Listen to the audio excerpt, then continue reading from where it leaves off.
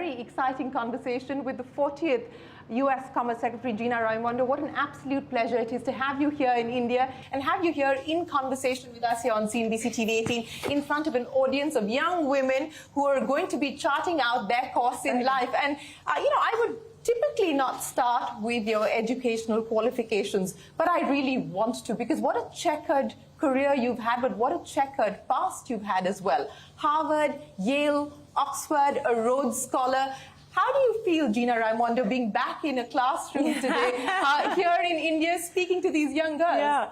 Well, to be very truthful, when I first walked in, I felt a little old because that makes the two of us. Seeing these young women, I was thinking, oh my goodness, college, you all look so young, and that makes me optimistic for our future. First of all, how exciting to be here the day after International Women's Day and Women's History Month. Yesterday, I had the opportunity to participate in the Holy celebration. Did you have fun? So fun. I had 3 shampoos, though, to get through the rest of my day. But yeah, look, it's really exciting and special for me to be here, I think, and to hear what a special college this is. And I would just say that so many of us have paved the way for you, and would just tell you that you have all the talent and skill and education to go forward in whatever path you choose, government, journalism, business, but do something. Yeah? Do something. Not for yourselves, but because what you have to contribute to the world needs to be contributed. And I think that is the perfect message to send out here this morning, not just to the young women who are in this room, but to the many who are watching this program as well. But Secretary, I want to talk to you about the India-U.S. relationship, since you are here leading a large U.S. delegation. You've just met with venture capitalists and young Indian entrepreneurs. There's a thriving startup ecosystem here. A few weeks ago when that historic Air India-Boeing deal was inked, you said that this is a thriving relationship. I want to understand from you, as you sit here in India, what do you believe the future looks like as far as this relationship is concerned? What are you most confident of? What are you most optimistic about? Yeah, well, I should say we are very optimistic overall. So that deal that you referenced was for hundreds of airplanes from Boeing, which we think and believe will lead to many more, which will create many jobs here in India and many jobs back at home in the United States. And that's just, of course, one deal. But I've just come from meeting with several entrepreneurs, women, by the way, several women who run unicorns, billion-dollar business, privately held businesses here. I think there's so much, India is already a large trading partner with the United States. We share democracy. We share common values. And I am here. I brought 10 leading U.S. CEOs with me. They're, as you say, a large delegation. I think that as you said, we're hoping to enter a new era of even increased trade. And that is why we have so much optimism.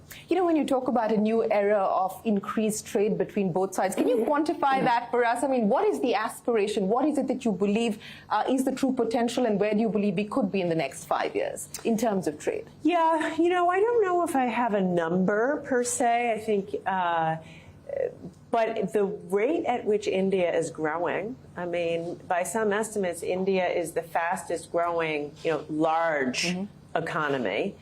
The rate at which you are growing, people, the group we just came from is talking about a doubling of, certain kind of business in the near term. I think that tech, there is a lot to be said for the relationships we already have as among U.S. tech companies and Indian tech companies. So I think that, and the supply, I think we're going to talk about supply chains in a little bit. I mean, I think there's just huge opportunities in what India has, not only, a billion-plus people, a large English-speaking population, a well-trained population, a stable business environment, a strong rule of law, a vibrant democracy, a long history of doing business with the United States. All of that is so important for us to build on. You know, you preempted my question on supply chain resilience, and let me address that issue because the US-India commercial dialogue has restarted after a gap of 3 years, and I'm given to understand that supply chain resilience is going to be a key focus area of the dialogue between both sides.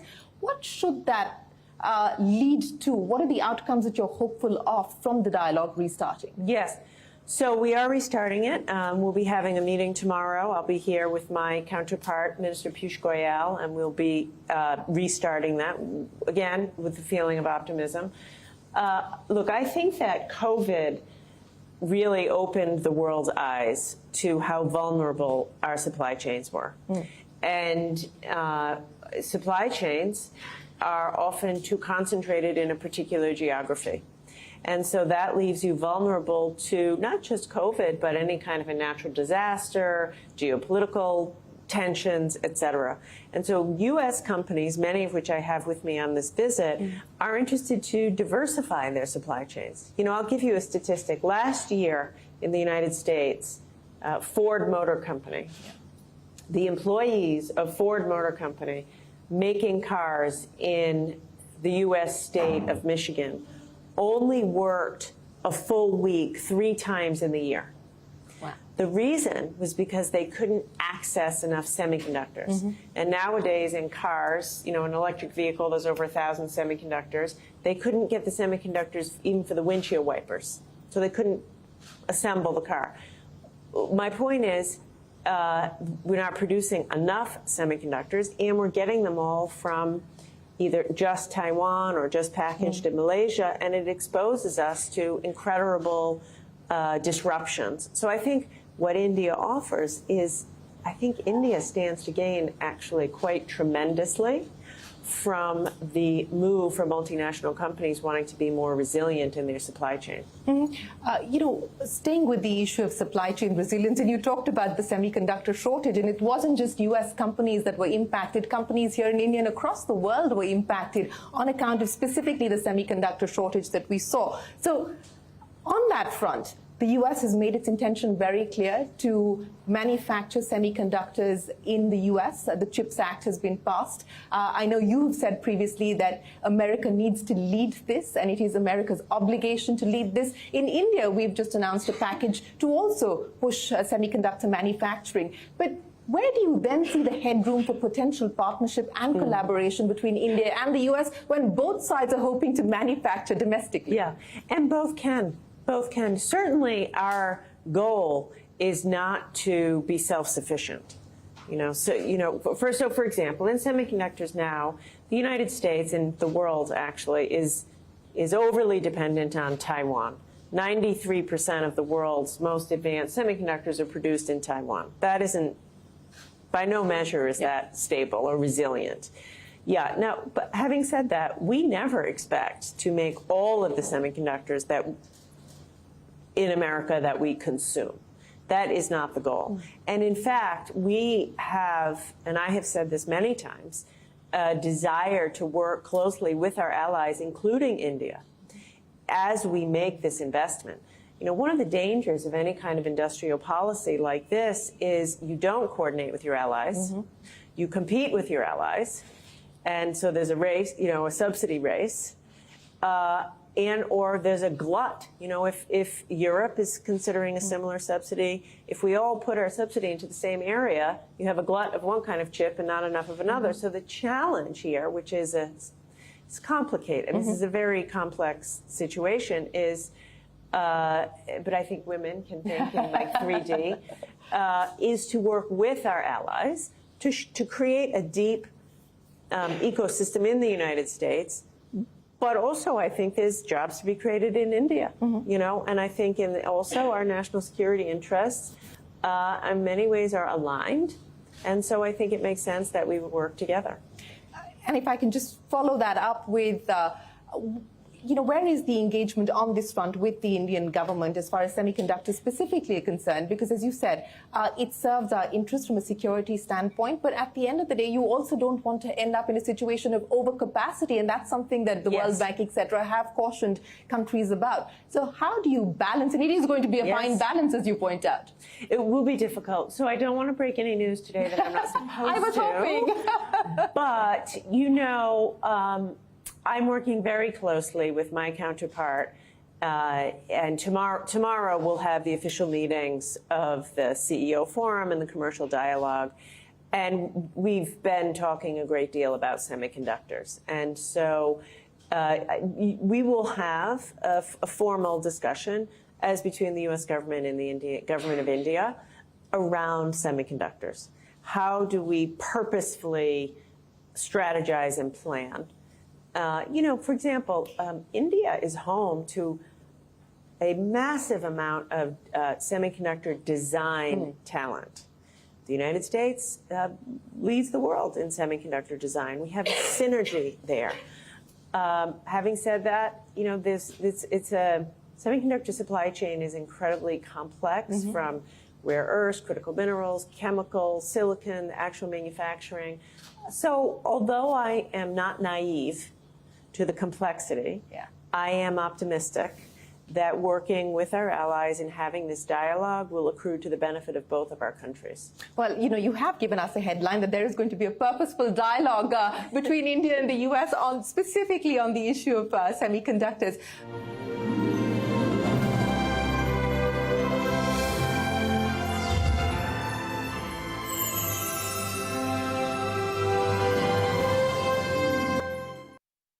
Extend this thesis on friendshoring forward, because both you as well as Secretary Yellen have talked about that. And what do you see friendshoring extending itself to in the context of the India-U.S. partnership?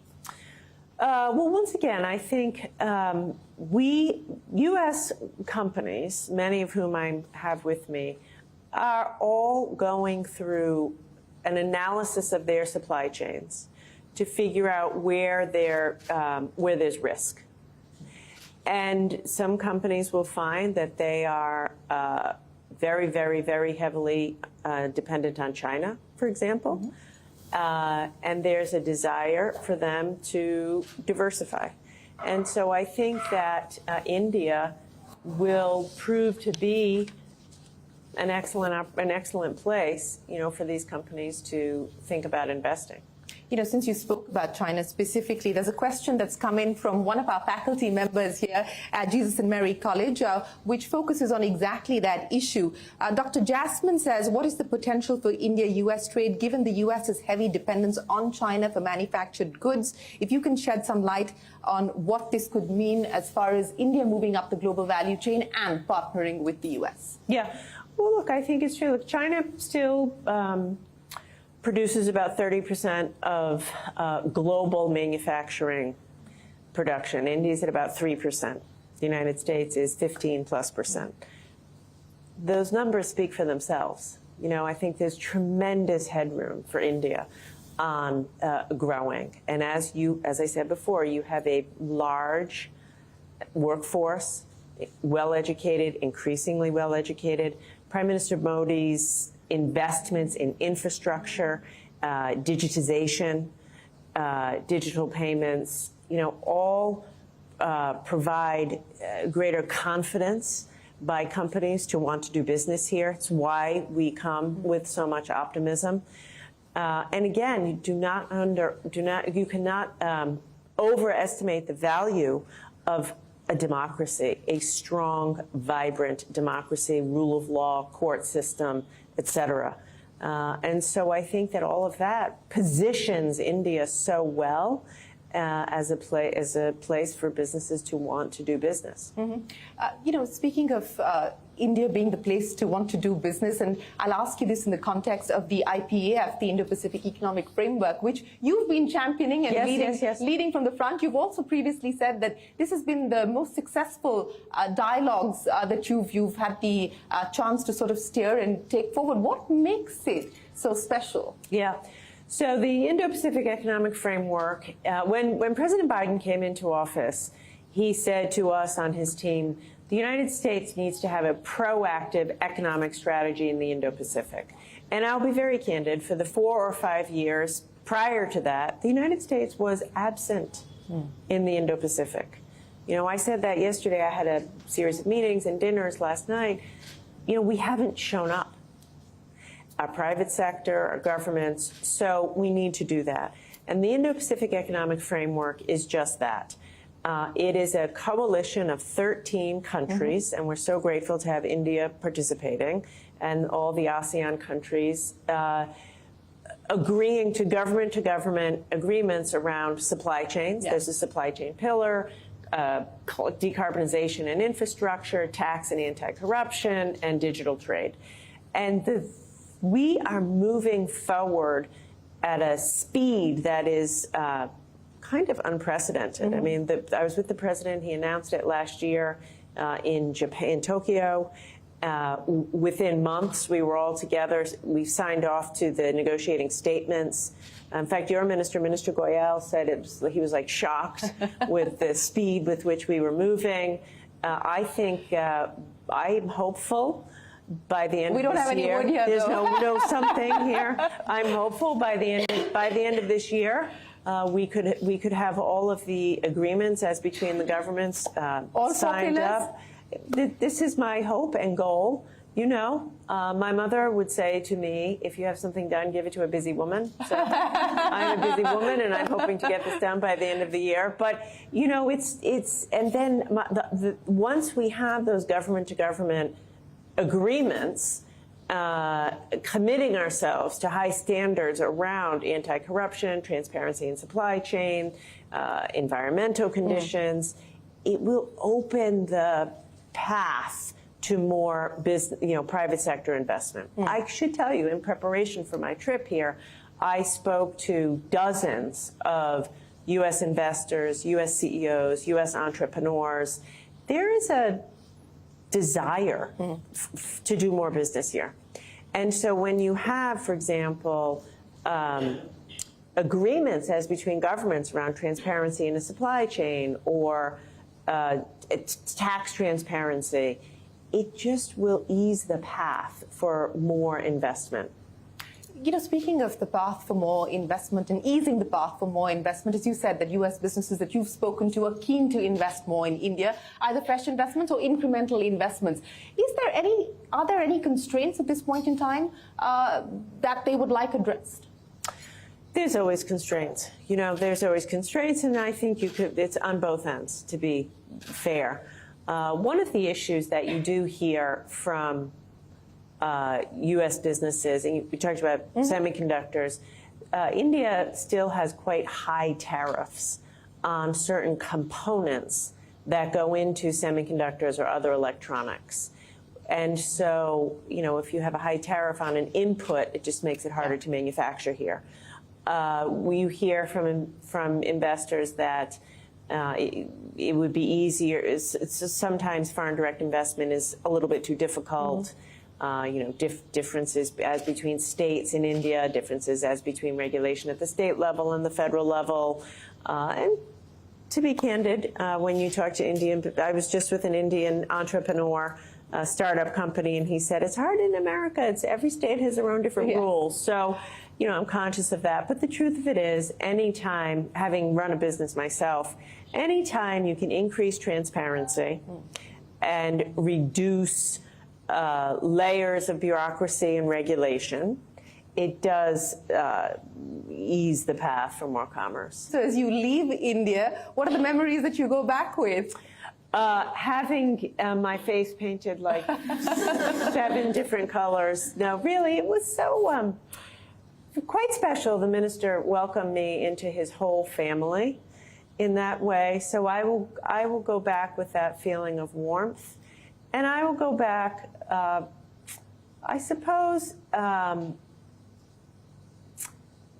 rejuvenated in a way by the entrepreneurialism that I see here in India, by the confidence I feel when I'm here on the ground, and by the mutual desire I sense, to continue to deepen the U.S.-India relationship on a number of different fronts. That's how I feel. Well, Gina Raimondo, many, many thanks for joining us here in this conversation. We wish you the very best of luck, and we hope to see you back here the best of luck. in India. Ladies and gentlemen, a big round of applause for the U.S. Commerce Secretary. Thank you so much. Thank you very much.